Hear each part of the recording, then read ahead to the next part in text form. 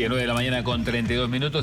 Gracias, Bea. De alguna manera vamos a seguir hablando de presupuesto porque, bueno, formalmente hoy arranca, digamos, la discusión a nivel de la Comisión de Hacienda Integrada, de Presupuesto Integrada con Hacienda.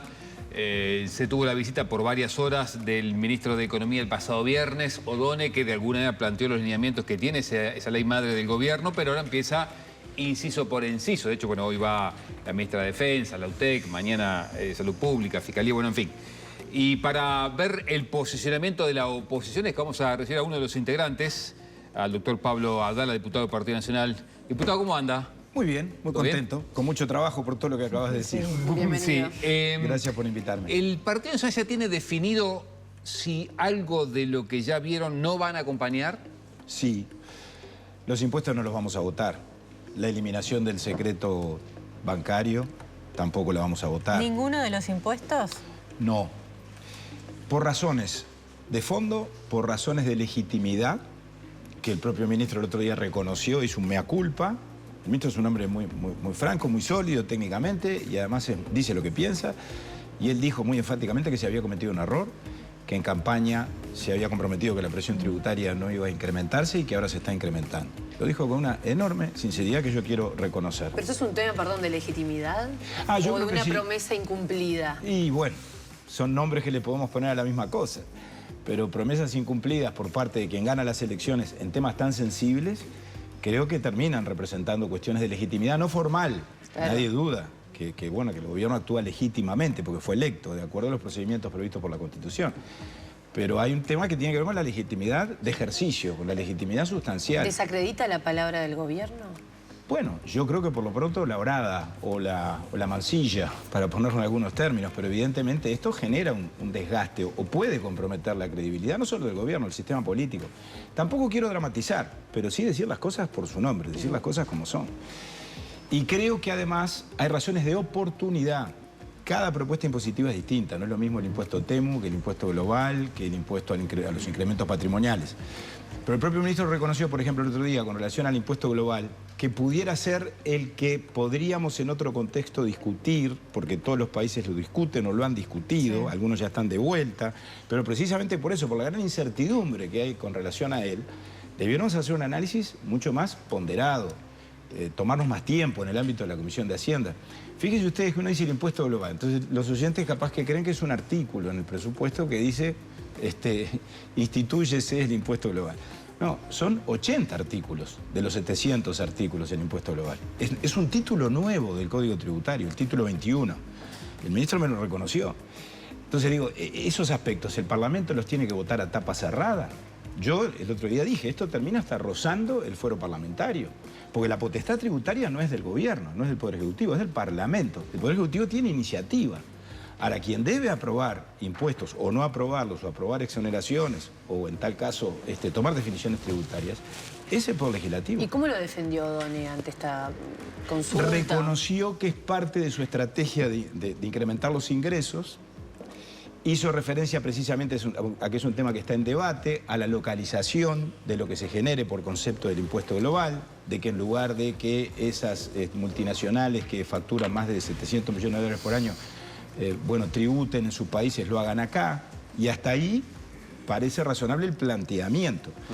Ahora, cuando el ministro nos dice, además de eso, como nosotros tenemos determinados objetivos que cumplir y tenemos márgenes escasos desde el punto de vista fiscal, bueno, encontramos aquí una oportunidad para financiar el presupuesto.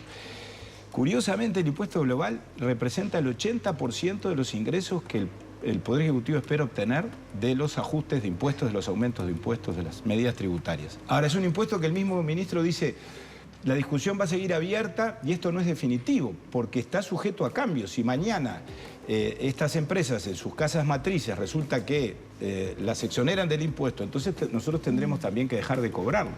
Y para eso está previsto un artículo que permite compensar los créditos fiscales correspondientes. Entonces, eso ya nos lleva a otro análisis del presupuesto que nosotros hemos señalado, la inconsistencia o la insostenibilidad. Porque si el gobierno plantea un aumento del gasto de 140 millones de dólares el primer año, que va a terminar siendo de 240 millones de dólares al final del periodo, y nos dice, eso lo voy a financiar en un 80% con un impuesto que no sabemos muy bien qué vida va a tener y cuánto tiempo se va a sostener, Ahí es donde empiezan los problemas de cuestionamiento en cuanto al diseño del presupuesto. Ahora, diputado, yo le voy a decir lo que seguramente se diga por parte de los representantes del gobierno. Usted dice, no vamos a votar ningún impuesto. Perfecto, bárbaro. Ahora, nosotros nos comprometimos a algo y queremos cumplir con esa propuesta de gobierno que hicimos, pero para eso necesitamos plata y nos imaginamos un país, heredamos un déficit fiscal que es el doble de lo que nos dijeron que íbamos a tener y por tanto necesitamos una fuente de ingreso. Eso es parte de la contradicción. Yo creo que el debate o la confrontación de relatos, a mi juicio, es un tema que quedó laudado, ya había quedado laudado en la rendición de cuentas. El ministro el viernes pasado fue con otro talante, habló más del punto de llegada, y yo se lo destaqué también como algo positivo, que del punto de partida, porque estamos enfrentando una realidad donde en los próximos 30 días, en el sistema político tenemos que hacer un acuerdo, no para que haya presupuesto va a haber. Por supuesto que nosotros no vamos a votar en contra de pasar a la discusión en particular. Ley formal va a haber. Ahora, una ley que sea solo formal y que sea una cáscara vacía no le sirve a nadie, no le sirve al gobierno, no le sirve al país. Después que tenga contenidos que valgan la pena, nos demandan a los partidos políticos, al gobierno y a la oposición, un enorme esfuerzo de imaginación y de buena voluntad para encontrar acuerdos en todos los ejes importantes, en el incremento presupuestal, en las políticas públicas, porque cuando hablamos de presupuesto hablamos de dinero, pero no es solo dinero. Pobreza infantil, que va a haber un incremento, según dicen, de los 140 millones de dólares, el 40% se dedica a políticas de infancia, que en realidad ahí están las políticas sectoriales de infancia, pero está también el presupuesto de Cayani, también está el presupuesto para la educación, que está dirigido a niños y adolescentes. Lo cuentan 2 veces. Pero digo, después, ¿cómo vamos a combatir la pobreza infantil? ¿Cuáles son los mecanismos? El aumento del bono crianza del MIDES, el plan CAIF, una combinación de esos elementos. ¿Qué va a pasar con la ley Lustenberg? Mañana se lo voy a preguntar a la ministra Lustenberg, que promovió la ley de infancia, como todos sabemos, con mecanismos para una mejor articulación de los organismos, para ser más eficientes en la aplicación de los recursos. ¿Y se va a aplicar o no se va a aplicar? Entonces usted dice que no es solamente un tema de cuánto se destina para qué, Claro, sino cómo. Que ahí es donde advertimos carencias importantes o un presupuesto muy poco creativo. Fue muy creativo con relación a los tributos. Ahora, no ha sido tan creativo, o no, por lo menos, no ha sido, digamos, definitorio en términos de contener definiciones precisas en cuanto a las políticas públicas. En ese sentido es un presupuesto bastante pobre conceptualmente, lo digo con enorme respeto. ¿Cuáles son las falencias más grandes que usted ve? Y por ejemplo, sigo con el ejemplo que me parece bien ilustrativo de las políticas de infancia.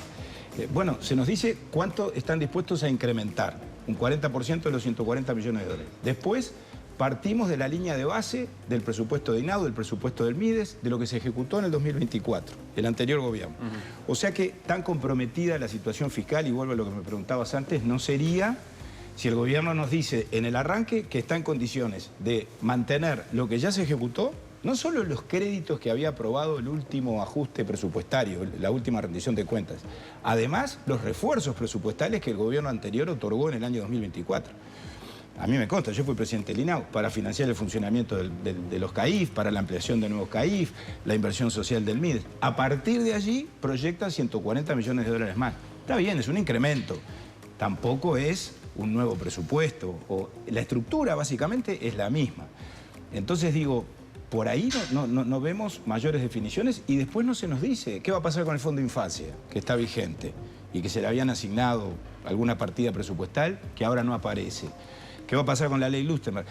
La ley Lustenberg incluye, se lo pregunté el otro día al ministro Done, una unidad nueva que funcionaría en el Ministerio de Economía, en el ministerio que gestiona el ministro Done. Yo no sé si el ministro se acordaba o no, que supuestamente va a articular la aplicación de los recursos de los distintos efectores, de las distintas sectoriales, así dice la ley, INAU, MIDES, etcétera, y que además va a medir el impacto de la inversión. Bien interesante.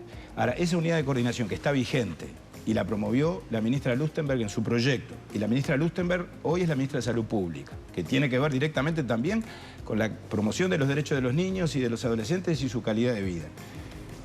¿Qué respuesta nos traen a 6 meses de iniciado el gobierno y con la perspectiva del año 2026, que el presupuesto rige a partir del 1 de enero, en cuanto a los instrumentos, en cuanto a las políticas? Esa unidad de coordinación se va a conformar. Yo lo pregunté el viernes, no recibí respuesta. me parece que el ministro no lo tiene en la agenda, y es lógico, el ministro Done obviamente tiene la cabeza en muchos temas, ¿no?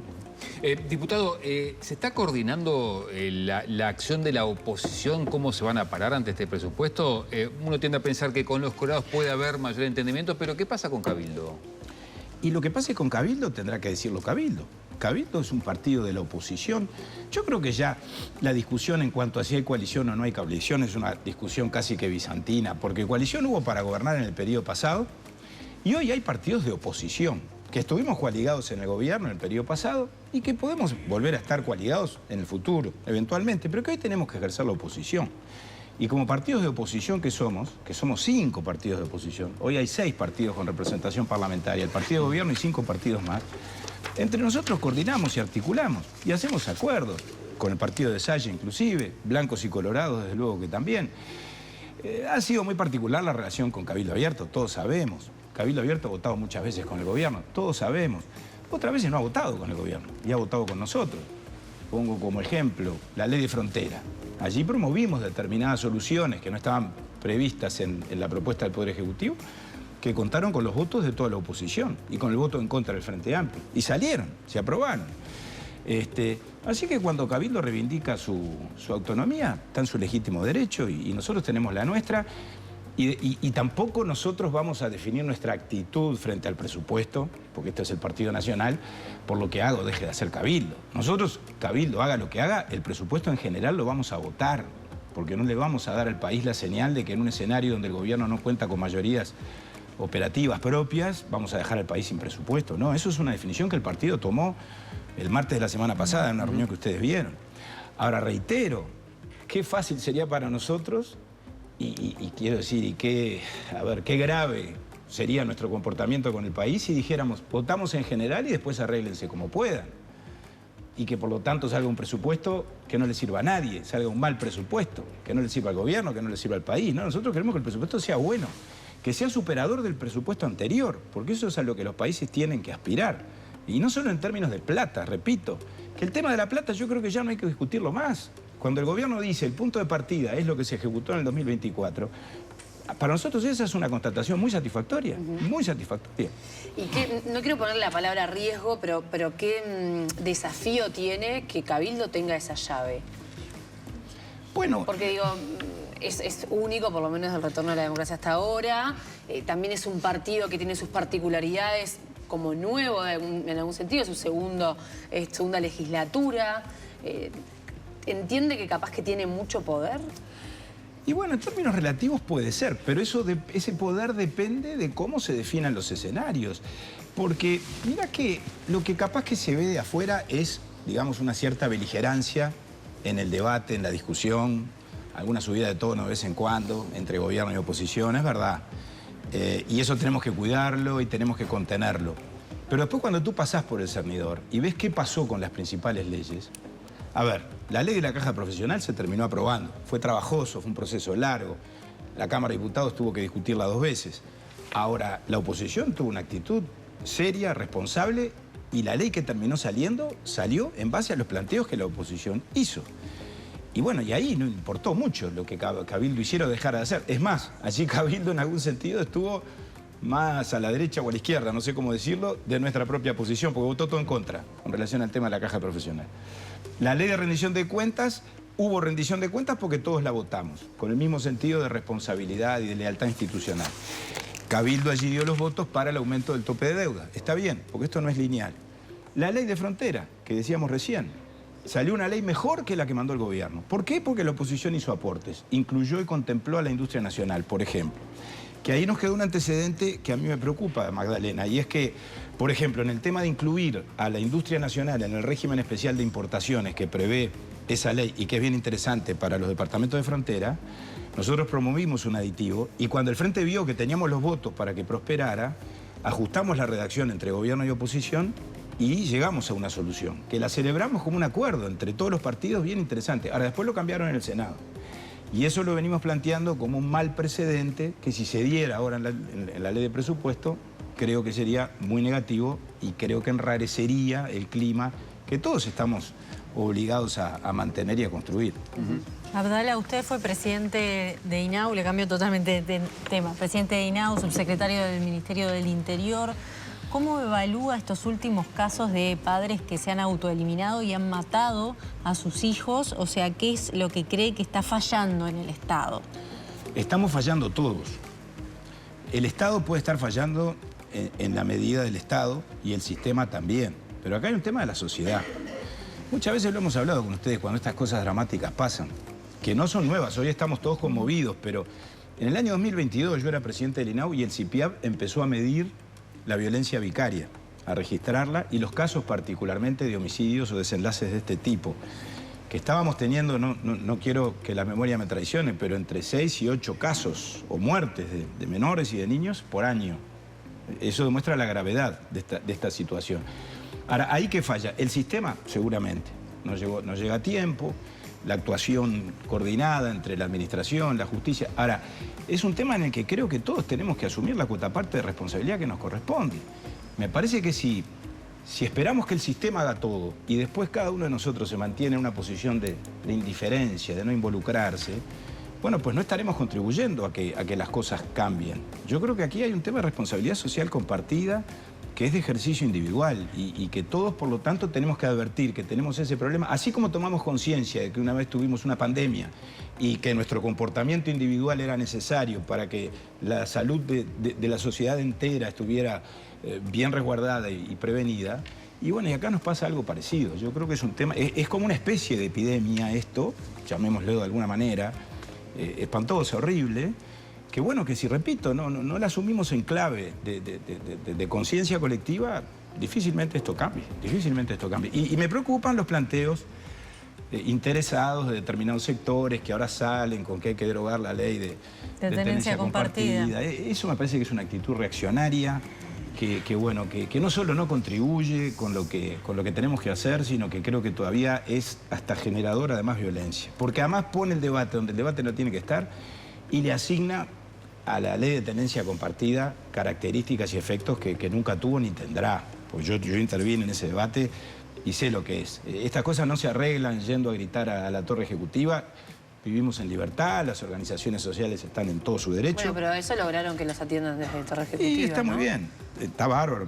No está mal, yo no digo que esté mal. A veces hay situaciones que no hay otra cosa más que hacer, No, lamentablemente. están en su legítimo derecho y yo, como vivimos en un régimen de libertades, creo que la gente tiene derecho a expresarse. Ahora, no creer que por hacer una marcha, cada vez que una de estas cosas pasa, yo creo que en el fondo hay como una necesidad que tenemos todos de enjuagar nuestras propias conciencias, ¿no? Y de que cuando es todos, cada uno a su manera, y cuando estas cosas pasan, ponemos mensajes en las redes y nos rasgamos la vestidura, y al otro día cambiamos de tema. Eso que me parece que es lo que nos está pasando. Diputado Pablo Abdala, muchas gracias por acompañarnos. Gracias a ustedes, con mucho gusto.